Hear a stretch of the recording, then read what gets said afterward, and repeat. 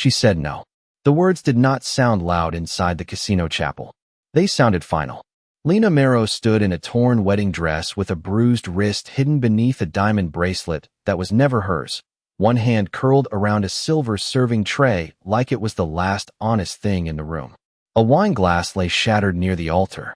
A folded receipt, damp with red wine, was tucked inside her bodice. And on the ceiling, a black security camera blinked once, as if it had seen everything and chosen silence. 3 hours earlier, Lena had still been wearing her waitress apron. Not silk, not lace, just a white shirt, black skirt, and the faint smell of lemon polish clinging to her sleeves as she moved through the private dining room of the Aurelia Casino, balancing champagne flutes for men who never looked at her face. She was good at being unseen. That was how she survived. She noticed which men touched their watches before lying. She noticed which women smiled only when cameras turned toward them. She noticed that Elliot Varga, the man everyone said was rescuing her from poverty, never entered a room without first checking the exits. "Careful, sweetheart," Elliot had said when she set his glass down. His voice was soft enough for polite company, sharp enough to cut skin. "People like you should be grateful when a family opens a door." Lena looked at the door behind him. Service B. The lock light was broken, flashing red even when closed.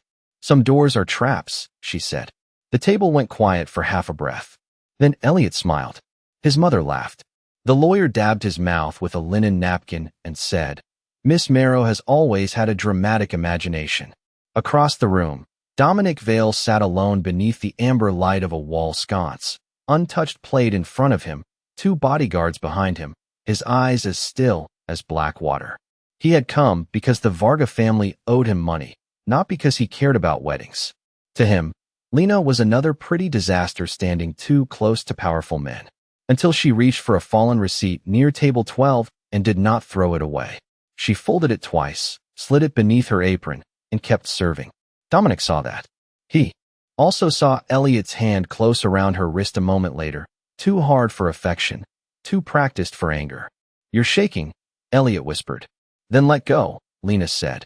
He didn't. By the time they dragged her into the bridal room, the cameras in that hallway had already gone dark. The doctor arrived with a leather case. The lawyer brought papers. Elliot spoke gently, almost lovingly. "Sign, Lena. Then no one has to know how confused you became tonight."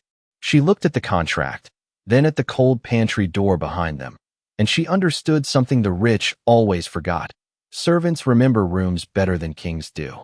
So she signed with her left hand, slow and crooked, letting a drop of blood from her bruised wrist smear the corner of the page. When they pulled her back toward the altar, she did not scream. She counted cameras. She counted exits.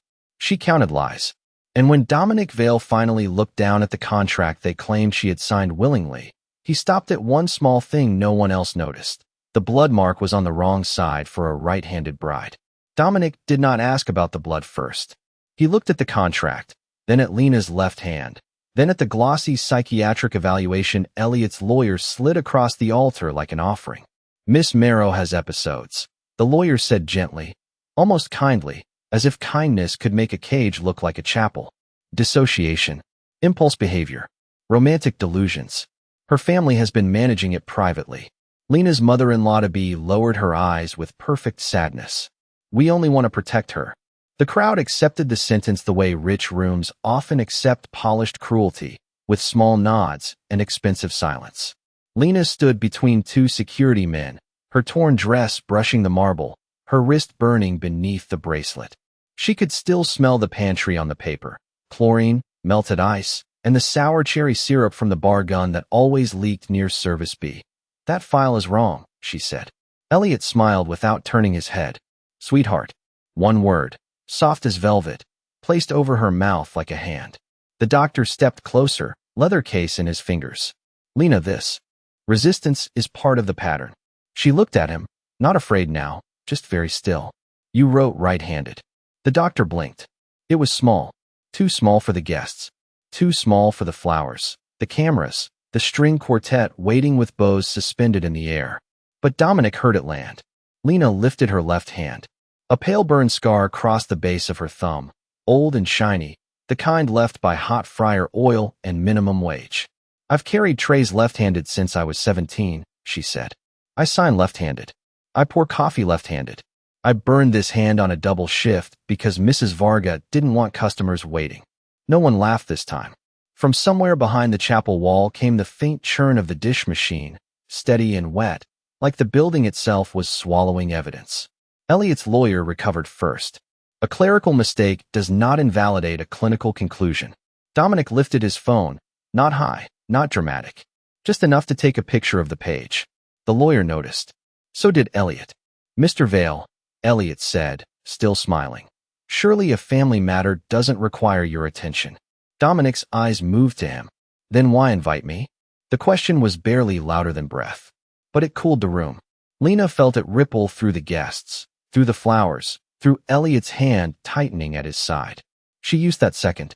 Her fingers slipped beneath the torn lace at her waist and found the folded receipt she had hidden earlier. She did not pull it out yet. She only pressed it flat against her ribs, reminding herself it was real. Table 12. 2 coffees. 1 black, 1 with oat milk. Timestamp, 1:07 a.m. But the Varga lawyer had just claimed she was sedated in the bridal suite by midnight. The doctor reached toward her again. Lena, let us help. She stepped back. You didn't help me when the cameras went out. The head of casino security, standing near the side aisle, looked up too fast. Dominic saw that too. His thumb moved once across his phone screen. A message sent. Quiet. Invisible. Heavy. The lawyer gave a patient sigh. There was a routine outage in the service hallway. Lena turned her face toward him. Then why did the shift log say I clocked out at 12:03? He paused. Because you did. No, Lena whispered. I was still carrying coffee at 1:07. Elliot's smile thinned for the first time. The doctor shut his leather case with a click that sounded too final. And under the lace against Lena's skin, the receipt began to bleed a faint red stain from the wine it had been soaked in, revealing a second name printed beneath hers, Adrian Vale.